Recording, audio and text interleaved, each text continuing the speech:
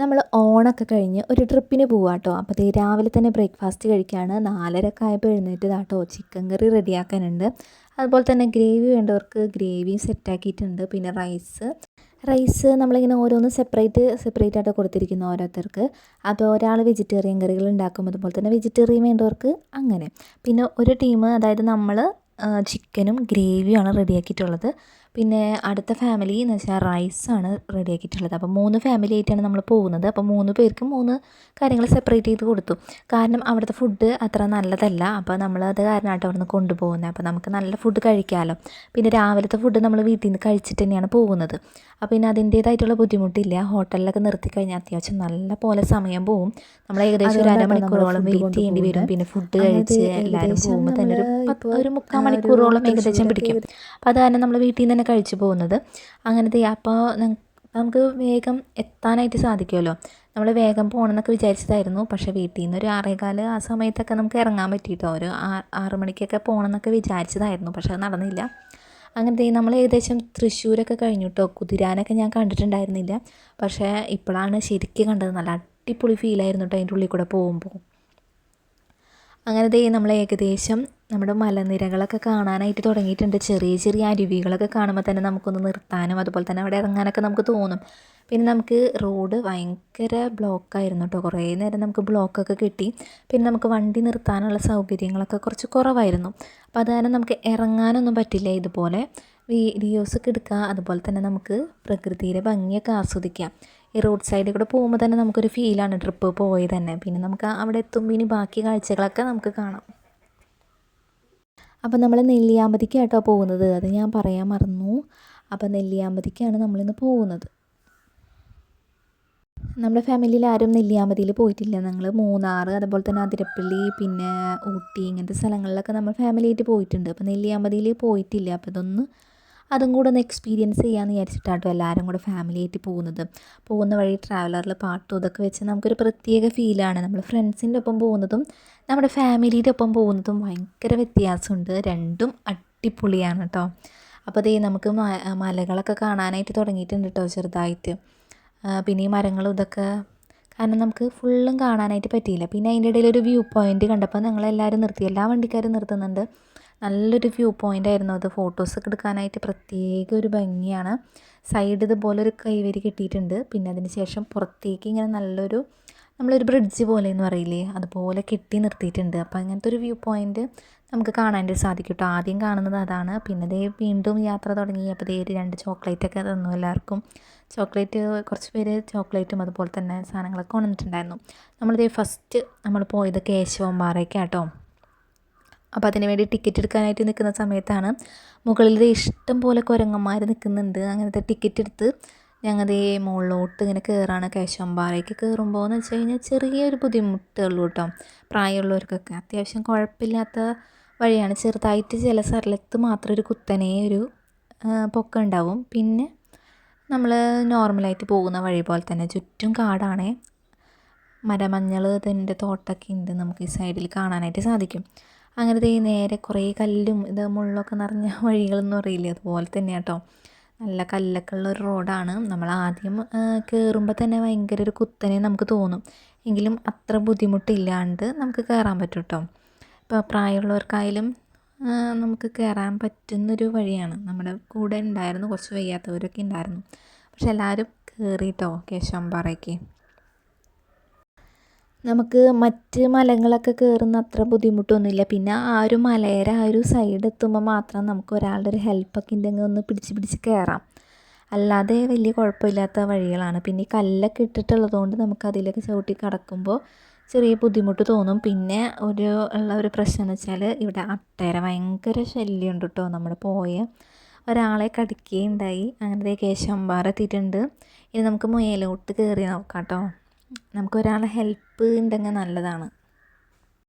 ചെറിയ ഹൈറ്റ് ഉള്ളെങ്കിലും ചെറിയൊരു ഇങ്ങനെ ഒരു കയറ്റം പോലെയാണ്. ചെറിയൊരു കയറ്റേ ഉള്ളൂ കേട്ടോ. നമ്മൾ മറ്റ് മലകളൊന്നും കയറുന്ന അങ്ങനെ ബുദ്ധിമുട്ടൊന്നുമില്ല. അങ്ങനത്തെ ഇതാട്ടോ നമ്മുടെ കേശവമ്പാറ. അത്യാവശ്യം നല്ല വ്യൂ പോയിൻ്റ് ആയിരുന്നു. ഞങ്ങളവിടെ കയറിയ സമയത്ത് മഴ ചാറി. കയ്യിലാണെന്ന് വെച്ചാൽ കുടയില്ല, തലയിലിടാനായിട്ടൊരു സാധനവും ഇല്ല കേട്ടോ. അപ്പോൾ അതിൻ്റെ ചെറിയൊരു ബുദ്ധിമുട്ടുണ്ടായി.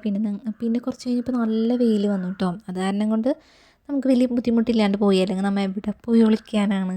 അതായത് കുറേ പേരിൽ കുടയും അതുപോലെ തന്നെ കുറേ ആൾക്കാരൊക്കെ ഉണ്ടായിരുന്നു. പിന്നെ ഞങ്ങൾ ഉച്ചയ്ക്ക് ഫുഡ് കഴിച്ചു, കൊണ്ടുപോയ ഫുഡൊക്കെ കഴിച്ചു. നേരെ ട്രക്കിങ്ങിനാട്ടോ പോയത്. ഇതാട്ടോ ഫസ്റ്റത്തെ വ്യൂ പോയിൻറ്റ്. നമ്മൾ 2 വ്യൂ പോയിൻറ്റിലേക്കാണ് പോകുന്നത്. 3 വ്യൂ പോയിൻറ്റിൻ്റെ ഉണ്ട്, പക്ഷേ നമുക്ക് 3 വ്യൂ പോയിൻറ്റ് ഒരു ദിവസം കൊണ്ട് തന്നെ കവർ ചെയ്യാൻ പറ്റില്ല. അപ്പോൾ അതുകൊണ്ട് ഞങ്ങൾ 2 വ്യൂ പോയിൻറ്റാണ് എടുത്തത്. അപ്പോൾ ഒരു 3000 സംതിങ് ഒക്കെ വരും കേട്ടോ ട്രക്കിങ്ങിൻ്റെ റേറ്റ്. 2 ജീപ്പിലായിട്ടാണ് ഞങ്ങൾ പോയത് തന്നെ. അങ്ങനത്തെ അത്യാവശ്യം നല്ലൊരു വ്യൂ പോയിൻ്റ് ആയിരുന്നു. ഫോട്ടോസൊക്കെ എടുക്കാനായിട്ട് അടിപൊളി സ്പേസ് ആയിരുന്നു കേട്ടോ. അങ്ങനെ ഫസ്റ്റത്തെ വ്യൂ പോയിൻ്റ് കണ്ട് ഞങ്ങൾ വേഗം തന്നെ ഇറങ്ങി. രണ്ടാമത്തെ വ്യൂ പോയിൻറ്റിലേക്ക് ഇതായി പോയിക്കൊണ്ടിരിക്കുക കേട്ടോ. ഇവിടെ നിന്ന് ഒരു 3 കിലോമീറ്റർ ഉണ്ട് രണ്ടാമത്തെ വ്യൂ പോയിൻറ്റിലേക്ക്. അത് കഴിഞ്ഞിട്ട് കുറച്ചും കൂടി ദൂരം പോയി കഴിഞ്ഞാൽ മൂന്നാമത്തെ വ്യൂ പോയിൻ്റ് ഉണ്ട്. പക്ഷേ ഞങ്ങൾ 2 വ്യൂ പോയിൻറ്റിലേക്ക് മാത്രമേ പോയുള്ളൂ.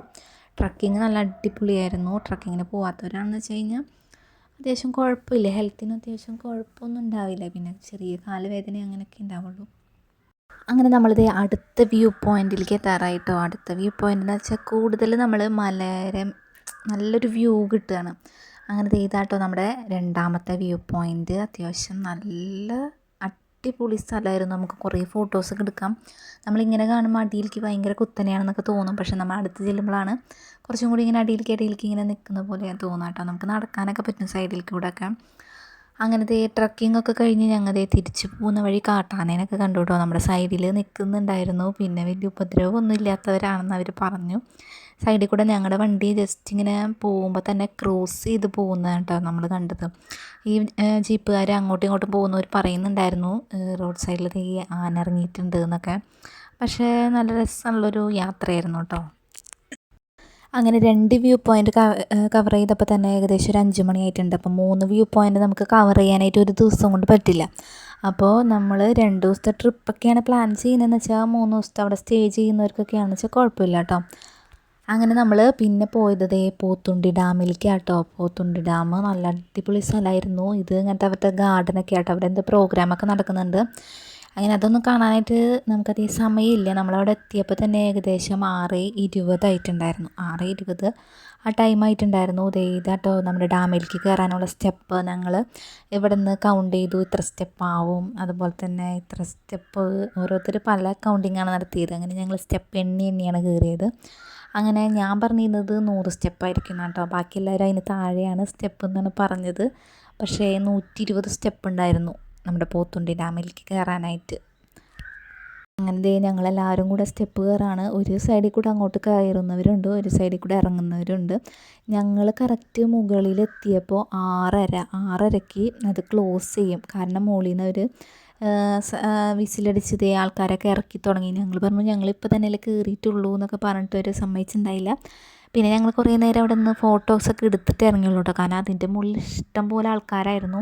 പിന്നെ നല്ല വ്യൂ ആയിരുന്നു കേട്ടോ. ശരിക്കും ഒരു വൈകുന്നേരം ഈ സമയത്തൊക്കെയാണ് ശരിക്കും പോകേണ്ടത് ആ വ്യൂ കിട്ടാനായിട്ട്. അടിപൊളി, നല്ല എന്തോ ഒരു പ്രത്യേകത. ഞാൻ ഇതുവരെ ഡാം കണ്ടിട്ടില്ല, അതുകൊണ്ടാണെന്ന് എനിക്കറിയില്ല. പക്ഷെ ഭയങ്കര ഒരു പ്രത്യേകത എനിക്ക് തോന്നി കേട്ടോ. അവിടെ ഇതുപോലെ ചെറിയ കൈവരി കെട്ടിയിട്ടുണ്ട്. അതിൻ്റെ താഴെ ഇതുപോലെ ചെറിയ സ്പേസ് ഉണ്ട്. ആൾക്കാരൊക്കെ ഇങ്ങനെ സൈഡിലൊക്കെ ഇരിക്കുന്നൊക്കെ ഉണ്ട് കേട്ടോ. പിന്നെ നമുക്ക് ഈ നേരെ കാണുന്ന ഈ മലയുടെ കൂടെ ലൈറ്റുകൾ പോകുന്നത് കാണാം. കാരണം വണ്ടികൾ അതിൽ കൂടെ യാത്ര ചെയ്യുന്നുണ്ട്. നമ്മൾ ഈ റോഡ് അതിൽ കൂടെ പോകുന്നുണ്ട് കേട്ടോ. അപ്പോൾ നമുക്ക് അവിടെ നിൽക്കുമ്പോൾ പെട്ടെന്ന് കാണാം. അങ്ങനെ വൈകുന്നേരം ആയപ്പോൾ മുകളിലേക്ക് നോക്കിയപ്പോഴാട്ടോ നല്ലൊരു റെഡ് കളറ്, ഒരു പ്രത്യേകത തോന്നി. അങ്ങനെ ഞങ്ങളിത് തിരിച്ച് ഇറങ്ങലായി. അവിടെ കുറേ ആട്ടിൻകുട്ടികളൊക്കെ നിൽക്കുന്നുണ്ടായിരുന്നു കേട്ടോ, ഒരു 4-5 എണ്ണം. അങ്ങനെ കുറേ നമ്മൾ ആദ്യം വിചാരിച്ചത് ആട്ടിൻകുട്ടികളല്ല കേട്ടോ. പിന്നെ നോക്കിയപ്പോഴാണ് ആട്ടിൻകുട്ടികൾ തന്നെയായിരുന്നു.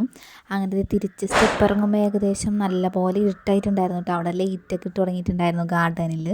അങ്ങനത്തെ കുറേ നല്ല സ്ഥലങ്ങളൊക്കെ ഉണ്ടായിരുന്നു. പിന്നെ ഞങ്ങൾക്ക് അധികം നേരമില്ല, നമുക്ക് വീടെത്തണമല്ലോ.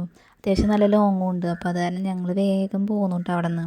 പിന്നെ നമുക്ക് അധികം നേരം സ്പെൻഡ് ചെയ്യാനായിട്ട് സമയം കിട്ടിയില്ല. അവർ കൗണ്ടർ ക്ലോക്ക് അടയ്ക്കുന്നത് 6:30 എഴുതിയിട്ടുണ്ട്. പക്ഷേ ഡാമാണ് ശരിക്കും 6:30ക്ക് നമുക്ക് സമയമുള്ളൂ, 6:30 വരെ. അപ്പോൾ നിങ്ങൾ പോകുന്നവരൊക്കെയാണെന്ന് വെച്ചാൽ കുറച്ച് നേരത്തൊക്കെ പോകാനായിട്ട് ശ്രദ്ധിക്കുക കേട്ടോ. അങ്ങനെ വൈകുന്നേരം ഞങ്ങൾ നേരെ താഴോട്ട് ഇറങ്ങായിട്ടോ. സൂര്യനൊക്കെ അസ്തമിക്കാറായിട്ടുള്ള സമയമായി തുടങ്ങിയിട്ടുണ്ടായിരുന്നു. പിന്നെ ഞങ്ങൾ ഹോട്ടലിൽ കയറി ഭക്ഷണമൊക്കെ കഴിച്ച് ഏകദേശം ഒരു 11 മണിയൊക്കെ കഴിഞ്ഞു വീട്ടിലെത്തുമ്പോൾ തന്നെ. പക്ഷെ നല്ലൊരു അടിപൊളി ട്രിപ്പായിരുന്നു കേട്ടോ. പോരുന്ന വഴിക്ക് ഞങ്ങൾ ഷവായി മന്തി കഴിച്ചു കേട്ടോ. ബാക്കി എല്ലാവരും ദോശ അങ്ങനത്തെ സംഭവങ്ങളൊക്കെയാണ് കഴിച്ചത്. അപ്പോൾ ഇന്നത്തെ എൻ്റെ നെല്ലിയാമ്പതിയിലെ വീഡിയോ എല്ലാവർക്കും ഇഷ്ടപ്പെട്ട് കഴിഞ്ഞാൽ ഒന്ന് സബ്സ്ക്രൈബ് ചെയ്ത് സപ്പോർട്ട് ചെയ്യണേ.